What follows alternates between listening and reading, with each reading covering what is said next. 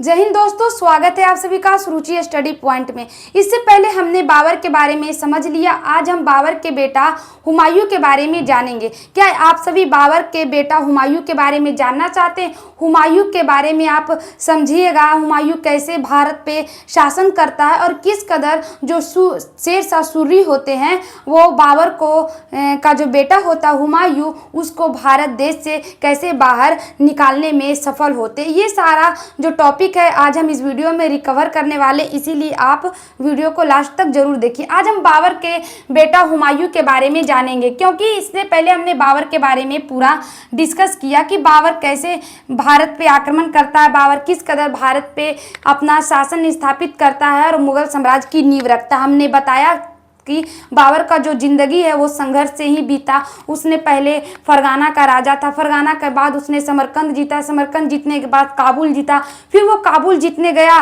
तो समरकंद हार गया, समरकंद जीतने गया काबुल हार गया, तो इसके पास कहीं भी रास्ता नहीं बचा। उसके बाद ये फिर भारत देश में आता है 1526 ईस्वी में इब्राहिम लोदी को हराकर आपको मुगल साम्राज्य की नींव रखती। उसके बाद उन्होंने जो खानवा का युद्ध जो होता है वो आपको 1527 में जीतता है। फिर आपको 1528 में घाघरा ये चंदेरी का युद्ध जीतता है, 1529 में घाघरा का युद्ध और 1530 में उसकी मृत्यु हो जाती है। ये सारा बात हमने इससे पहले वीडियो में बता दिया। आप अगर डिटेल से जानना चाहते हैं तो हमारा जो बाबर का उदय, बाबर कैसे भारत में आया और मुगल साम्राज्य की नींव कैसे रखी गई, इसके बारे में आप हमारा हिस्ट्री प्लेलिस्ट में जाकर देख सकते हैं। देखिए, आज हम हुमायूं के बारे में क्लास स्टार्ट करते हैं, हुमायूं के बारे में समझते हैं।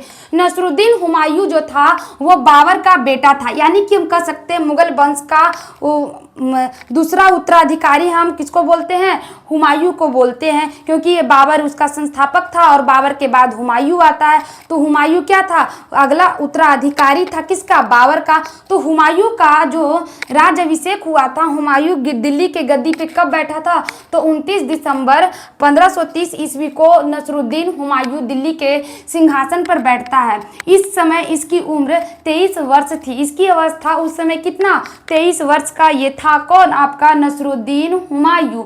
उसके बाद देखिए, ये सिंहासन पे बैठने से पहले ये आगरा का जो ये सिंहासन पे बैठने से पहले ये सूबेदार थे। कौन? आपके नसरुद्दीन हुमायूं सिंहासन पे बैठने से पहले ये पहले एक सूबेदार था। जैसे ही इनके पिता बाबर की मृत्यु होती है तब इसे दिल्ली की गद्दी सौंप दिया जाता और ये फिर दिल्ली के सिंहासन पर बैठता है और दिल्ली पे राज करना स्टार्ट करता है। लेकिन जब ये दिल्ली के सिंहासन पे बैठा तब इसने जो छोटे छोटे राज्य थे, छोटे छोटे प्रांतों को अपने भाइयों में बांट दिया, यानी कि हम कह सकते ये अपने राज्य का, अपने साम्राज्य का बंटवारा किया था। कौन? तो आपका हुमायूं। अब देखिए, हुमायूं ने इसने राज्य का बंटवारा किया अपने भाइयों के बीच। कमरान को काबुल दे दिया, गंधार अक्सरी को दे दिया, आपका संभाल हिंदाल को दे दिया, अलवर को मेवाड़ की जहागीर दे दी। इस कदर आपका सुलेमान को, ये जो सुलेमान था उसको भी एक छोटा सा राज्य दे दिया। तो हमको इसके बारे में इतना डिटेल से जानने को नहीं है कि किसको ये क्या दिया, लेकिन आप इतना याद रखिएगा कि हुमायूं जो होता है वो क्या करता है? अपने भाइयों को छोटे छोटे राज्यों में बांट देता है, छोटे छोटे राज्यों भाइयों को भी देता है और वो डायरेक्ट शासन दिल्ली से कर रहा था। कौन? हुमायूं। तो हुमायूं क्या करता है? अपने साम्राज्य का बंटवारा करता है अपने भाइयों के बीच। उसके बाद हुमायूं जो थे उन्होंने 1533 ईस्वी में हुमायूं ने दीन पनाह नामक नगर स्थापना किया। हुमायूं जो होते हैं 1533 ईस्वी में क्या करता है? तो दीन पनाह नामक नगर की स्थापना करता। कौन? आपके हुमायूं। हुमायूं का जो समय था वो अच्छा खासा चल ही रहा था। क्या था? हुमायूं अच्छा खासा चल रहा था हुमायूं का जिंदगी। लेकिन उसी समय ये जो आपके शेर शाह सूरी थे वो क्या करते हैं? आपका वहाँ जो शेर शाह सूरी होते हैं 15 चौसा का युद्ध मतलब 25 जून 1539 में शेर खां एवं हुमायूं के बीच युद्ध होता है। देखिए, हुमायूं जब गद्दी पे बैठा तब उसने प्रथम युद्ध, इससे पहले उसने 1526 ईस्वी में देखा था। उसके बाद कालिंगर का युद्ध होता है, कालिंगर का युद्ध होता है, वो उसका द्वितीय युद्ध था। देखिए, जो हुमायूं जो था, हुमायूं का पहला युद्ध था वो कब था? 1526 ईस्वी में। कैसे आप कहिएगा, हम तो भी बताएं बाबर लड़ा था उस समय, लेकिन जब बाबर लड़ा था 1526 ईस्वी में तो उस समय हुमायूं को भी साथ लेकर गया था। बाबर हुमायूं को जहां भी जाता था वहां अपने साथ लेकर जाता था। तो 1526 ईस्वी में हुमायूं का भी पहला लड़ाई था। लेकिन जब वो राजा बनता है तो उसने कालिंगर पर युद्ध करता है, जो राजा बनने के बाद उसका दूसरा आपका युद्ध था। तो इस प्रकार ये क्या था, हुमायूं युद्ध कर रहा था। उसके बाद कुछ समय ये अपनी जिंदगी को शांति पूर्वक बिताता है, कुछ नहीं करता है, न अपने सेना को बढ़िया से तैयार करता है और ना ही अपने कोई भी कार्य करता है। अपना आराम से क्या कर रहा था, जिंदगी बिता रहा था। कौन? आपका हुमायूं। हुमायूं को ज्योतिष में बहुत ही प्रेम था, ज्योतिष में विश्वास लगा बहुत ज़्यादा था। ये कोई भी काम करता था तो ज्योतिषों से पूछ कर करता था। ऐसा देखा जाता है, बहुत सारे इतिहासकार ऐसा बोलते हैं कि जो हुमायूं था वो क्या करता था, ज्योतिष से पूछकर हर एक दिन अलग अलग नए नए रंगों को पहनकर आता था। उसका सप्ताह में 7 रंग का ड्रेस वो पहनता था कि आज मंगल है तो हमको लाल पहनना है, बृहस्पतिवार को पीला पहनना है, शनिवार को काला पहनना है। तो इस प्रकार से वो क्या, ज्योतिष से डिसाइड करके अपने पहनावे का रंग डिनोट करता था। कौन? तो आपका हुमायूं। तो हुमायूं ज्योतिष में उसका लगाव था। और वहीं शेरशाह सूरी थे जो क्या कर रहे थे, एक साम्राज्य का, बाबर का साम्राज्य को उखाड़ फेंकने का एक चाल बना रहे थे, एक तरह से रणनीति क्या कर रहे थे, आपको बना रहे थे। कौन? आपके ये शेरशाह सूरी। शेरशाह सूरी जो होते हैं वो क्या करते हैं, बाबर पे आक्रमण करने के लिए तैयार था। शेरशाह सूरी क्या था, हुमायूं पे आक्रमण करने के लिए तैयार था। उस समय हुमायूं बंगाल अभियान करके आ रहा था। जो हुमायूं जो था बंगाल अभियान करके आ रहा था, और बंगाल अभियान करके आते ही एक चौसा नामक स्थान है, चौसा नामक स्थान पे बाबा हुमायूं रुकता है। कौन? चौसा नामक स्थान पे क्या करता है, हुमायूं रुकता है। और जैसे ही वहाँ पे हुमायूं रुकता है, अपना शिविर डालता है, वहाँ रहने का व्यवस्था करता है, तभी रात को ये जो शेरशाह सूरी होते हैं उस पे हमला कर देते हैं। और इस प्रकार चौसा का युद्ध होता है। क्या होता है? चौसा का युद्ध होता है। अब देखिए, 1533 ईस्वी में हुमायूं ने दीन पनाह नामक नगर स्थापना किया। कब किया? तो 1533 ईस्वी में। 1533 ईस्वी में दीन पनाह नामक नगर स्थापना करता है। चौसा का युद्ध 25 जून 1539 में शेर खां एवं हुमायूं के बीच होता है। 25 जून 1539 में, 25 जून 1539 में क्या होता है बाबू? चौसा का युद्ध होता है। बहुत ही इंपॉर्टेंट क्वेश्चन, इसको आप ध्यान में रखिएगा कि चौसा का युद्ध कब होता है। चौसा का युद्ध 25 जून 1539 ईस्वी में शेर खां एवं हुमायूं के बीच होता है। शेर खां और हुमायूं के बीच क्या होता है? चौसा का युद्ध होता है। कब होता है? 25 जून आपका 1539 ईस्वी में होता है। समझे? चौसा का युद्ध होता है। चौसे के युद्ध के बाद जो चौसा का युद्ध हुआ किसके बीच? शेर खां और हुमायूं के बीच। उसी के बाद से जो ये शेर खां थे वो अपने आप को शेर शाह का उपाधि दे दिए। वो अपने आप को क्या, शेर शाह सूरी कहने जाने लगे। जो आपके चौसा का युद्ध हुआ, चौसा का युद्ध में हुमायूं को ये पराजित कर देते। कौन? आपके शेर शाह। तो इस समय से इन्हें शेर शाह सूरी कहे जाने लगे। ये क्या कहलाए? शेर शाह सूरी कहलाए। कब से? चौसा का युद्ध के बाद ये शेरशाह सूरी कहलाते। उसके बाद जानते हैं, उसके बाद एक और युद्ध होता है जिसे हम बिलग्राम या कन्नौज युद्ध कहते हैं। बिलग्राम या कन्नौज युद्ध होता है किसके बीच? शेरशाह सूरी के बीच और फिर हुमायूं के बीच होता है। पहले होता है आपका चौसा का युद्ध, चौसा के युद्ध के बाद होता है बिलग्राम का युद्ध जिसे हम कन्नौज का युद्ध कहते हैं। और वो 17 मई 1540 ईस्वी में होता है। कन्नौज का युद्ध कब होता है बाबू? 17 मई 1540 ईस्वी में कन्नौज का युद्ध होता है और शेरशाह इस युद्ध को जीत लेता है। फिर से शेरशाह इस युद्ध को जीत लेता है और हुमायूं को आनन फानन में अपना देश, मतलब अपना देश तो था ही नहीं, इसका अपना थोड़ा देश था, ये तो बाहर का था, इसको अपना राज छोड़ के जाना पड़ता है। ये दिल्ली के सिंहासन छोड़ के भाग जाता है कि शेरशाह सूरी इसको भगा देता है। किसको? आपको, हुमायूं को। तो सोचिए शेरशाह सूरी कितने पराक्रमी योद्धा थे हैं? ये हुमायूं के एकदम दौड़ा दौड़ा मारा था, एकदम इसको भागने पर मजबूर कर दिया था। अब वहीं जो थे आपके मालवा के शासक जो मध्य प्रदेश में है अभी, वहाँ के शासक से मदद मांगते कौन? शेरशाह सूरी। कहते हैं नहीं कि अगर हमको युद्ध करने में अनाज उनाज घट जाएगा नहीं तो हम कन्नौज अभियान कर रहे हैं, तो अगर घट जाएगा तो तुम क्या करना, हमको थोड़ा सा मदद करना। और वो जो होता है नहीं मालवा का शासक, वो मना कर देता है, कहता है कि हम तुमको नहीं मदद करेंगे। कहता कोई बात नहीं, पहले एक से फरिया दे, फिर हम तोरों से फरिया लेंगे। उसके बाद की कहता है, इसको हराइला के बाद आपको हुमायूं के तो पहले हरा के भगा देता है। हुमायूं जब चल जाता है तब मालवा के जो शासक होते हैं उससे ही लड़ाई करता है। कौन? आपका शेरशाह सूरी। वहां भी जीत जाता है, मालवा को भी अपने में बोला ले लेता है, हटाओ तुम काहे लगी शासन रहेगा, तुमसे मदद मांगे तुम मदद नहीं किया। बिहारी इसीलिए कहा जाता है कि बिहारी किसी को नहीं छोड़ता है। देखिए ये बिहारी थे, किसी को नहीं छोड़े। उसके बाद जब ये किसको हरा देते हैं, आपको हुमायूं को हरा कर ये क्या करते हैं, इसको हुमायूं को भारत छोड़कर जाने पे मजबूर कर देते हैं और हुमायूं 1540 ईस्वी में भारत छोड़ के चला जाता है। क्या करता है? भारत छोड़ के हुमायूं चला जाता है। समझे? ये क्या होता है, ये एक अच्छा परिवर्तन हुआ किसके? तो दिल्ली और मुगल साम्राज्य के बीच हुआ नहीं। अब अगर मुगल अच्छा रहता, अगर मुगल को शेरशाह सूरी ने तो भगाने में कामयाब हो गए, मतलब शेरशाह सूरी ने मुगल को तो भगा दिया, और वही अगर सिलसिला बरकरार रहता, शेरशाह सूरी जैसे और भी बहादुर आते, योग्य शासक आते, तो हमारा जो मुगल था उसको हम इतना नहीं पढ़ते और ना इतना दिन तक शासन करता। हमको मुगल इतना पढ़े पढ़ता काहे लगी? बाबर आया, हुमायूं आया, खत्म हो गया,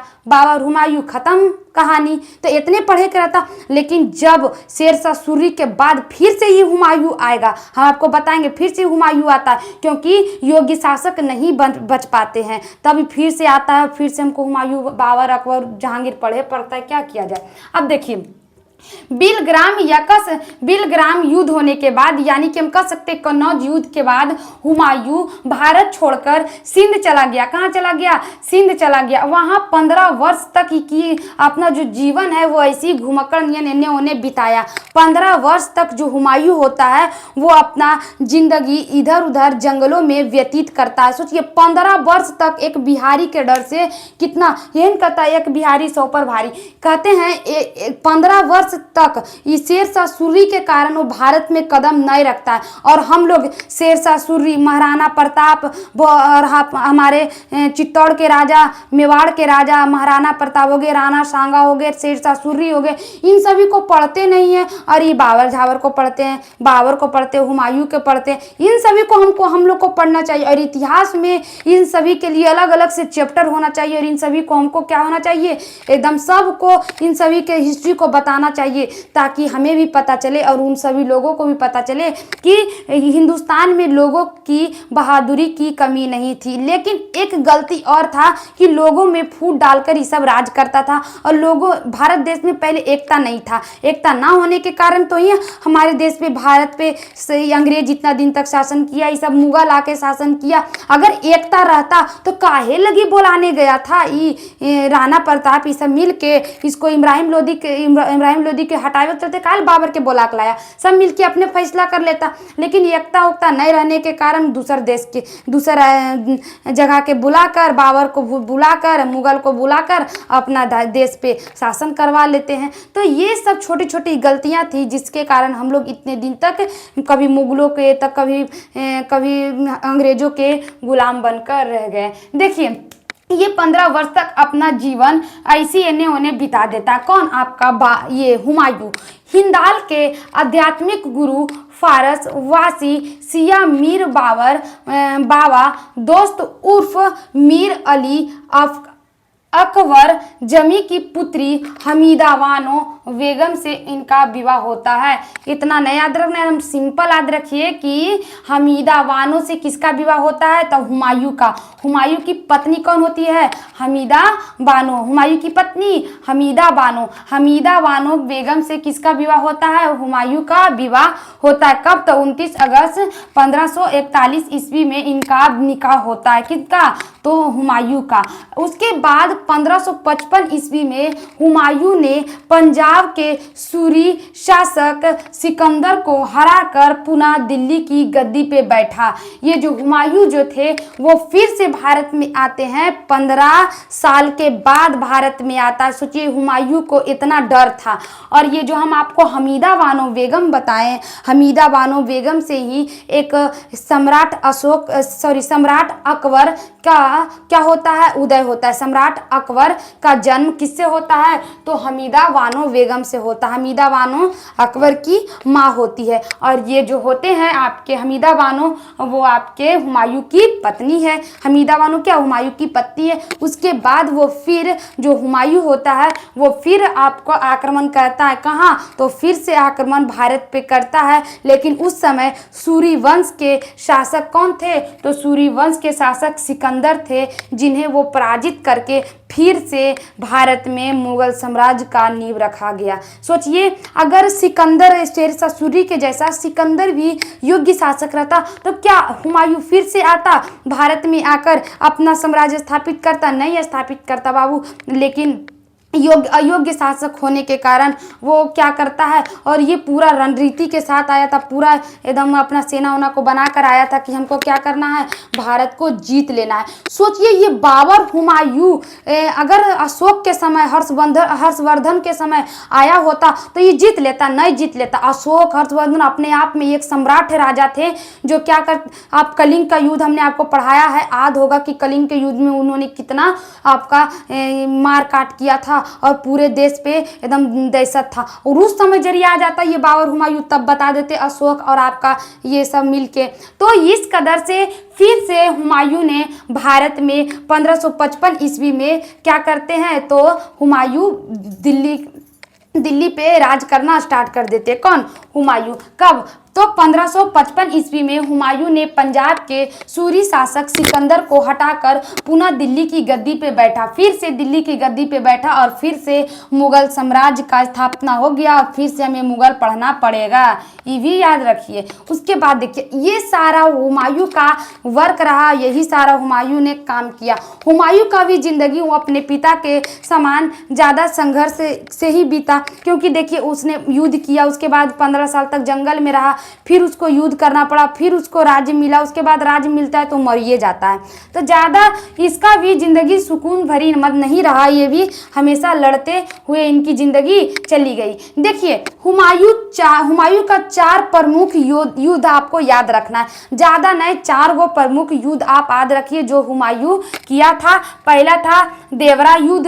पहला क्या था, देवरा युद्ध। 1531 ईस्वी में ये देवरा का युद्ध करता है। कब, 1531 ईस्वी में। फिर चौसा का युद्ध, जो हमने आपको बताया कि चौसा का युद्ध आपका शेरशाह सूरी एवं किसके बीच से, हुमायूं के बीच होता है। कब होता है, 1539 ईस्वी में। कब होता है, 1539। चौसा का युद्ध 1539। फिर विलग्राम का युद्ध, या हम कह सकते हैं आपका कानपुर या कन्नौज का युद्ध, कन्नौज का युद्ध। विलग्राम या कन्नौज का युद्ध 1540 ईस्वी में होता है। उसके बाद सरहिंद का युद्ध 1555 में होता है।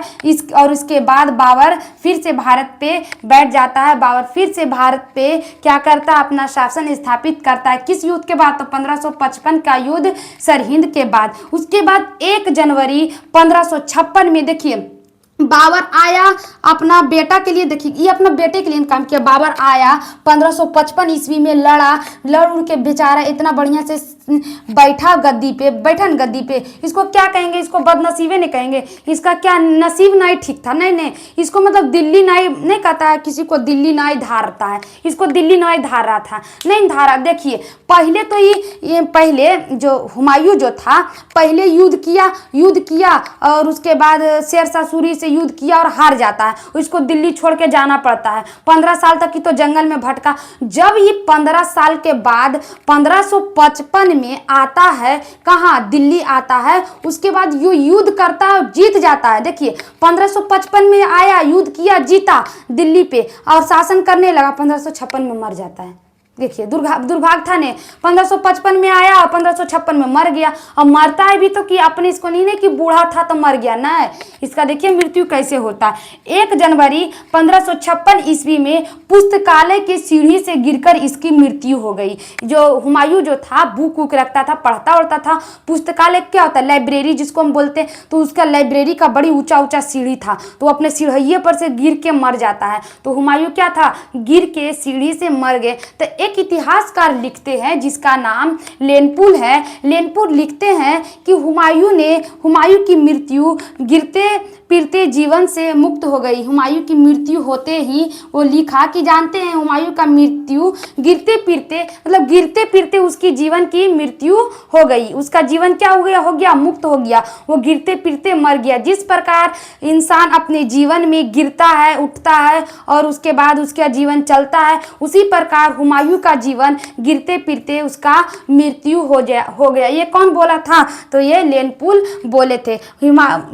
हुमायूं की मृत्यु कब हुई थी, 1 जनवरी 1556 में पुस्तकालय के सीढ़ी से गिरकर हो गया था। देखिए हुमायूं नामा जो था वो किसने लिखा था।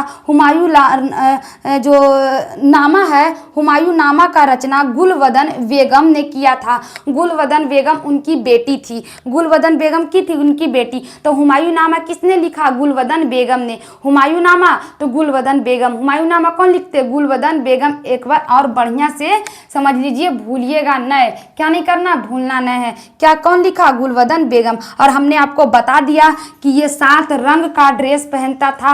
ये ज्योतिष से सलाह लेकर हर एक दिन अलग अलग रंग का कपड़ा पहनता था। इसे ज्योतिष में बहुत विश्वास था। तो फिर से बोलिए, चौसा का युद्ध कब हुआ, बोलिए। चौसा का युद्ध 1539 में, कन्नौज का युद्ध 1540 में, सरहिंद का युद्ध 1555 में और देवरा का युद्ध 1531 में। इस प्रकार हुमायूं को आज हम पूरा पढ़ लिए और हम आप लोगों को हुमायूं के बारे में समझा दी। अगर आप सभी को हुमायूं के बारे में दिक्कत या और भी कोई प्रश्न पूछना है तो प्लीज़ हमारे कमेंट बॉक्स में बताइएगा, मैं आप सभी को बताऊंगी। और आप रेगुलर क्लास देखिए, आपका मुगल साम्राज्य पूरा खत्म हो जाएगा। मुगल साम्राज्य खत्म होने के बाद मैं आप सभी को अंग्रेज का जो कैसे शासन आया, अंग्रेज से हम लोग को कैसी आज़ादी मिली, सभी के बारे में मैं बताऊंगी। इसीलिए क्लास मिस नहीं कीजिए, हमेशा क्लास में जुड़िए और हमेशा क्लास को देखिए। अगर हमारा जो बहुत सारे स्टूडेंट हमारे क्लास को देखते हैं और जुड़ते हैं तो मैं लाइव क्लास भी स्टार्ट करने वाली हूँ बहुत जल्द।